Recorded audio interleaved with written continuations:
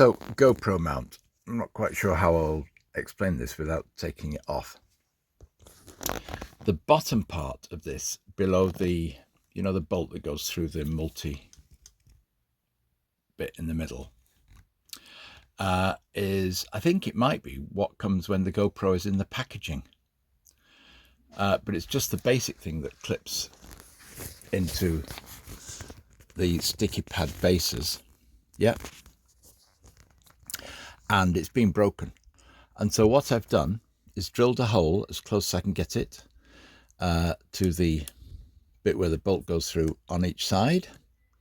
There's a tie wrap goes through the hole, tied underneath, and then hot melt glue used underneath to fill in to try and make it into a curved base underneath. Not a lot. I have used more on previous ones, and that's it. Simple as that. It's very stable, very solid on there. And what I've done is I've fitted into the top of this, keeps going out of focus, what is a camera screw mount, because I've got a different camera put on there.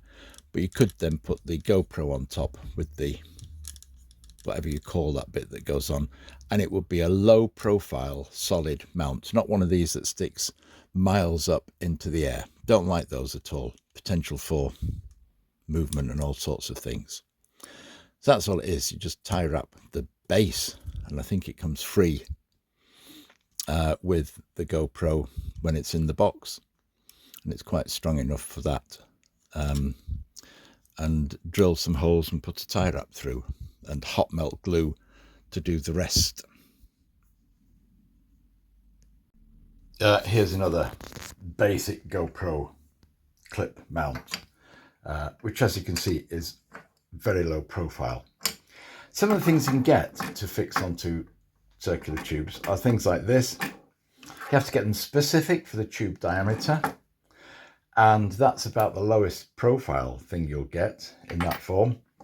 When you get into this one, you're already a couple of inches above the bar that you're attaching it to. So basically, you can break off these legs, because you're not going to be clipping it into the slidey thing that you attach to a helmet anymore. And a hole through there, that point, a hole through there at that point. You can put the tie wrap round over the nut end. You tie wrap it onto whatever diameter thing you're attaching it to, and then you put hot melt glue underneath, which will mold itself to the shape of the tube that it's going onto. The tie wrap provides the mechanical hold. I'm finding that strong enough. You could, without using the holes, then if you want to put another tie wrap diagonally across in a slightly different place, and hot melt glue stops the tie wrap slipping off. You have two tie wraps on. I have on some of the other ones. Two seems to be better than one, of course. And you've got a very low profile, very robust, solid anti-vibration mount in that way. I've just found that very helpful, and it saves searching the internet for all these other types of mounts,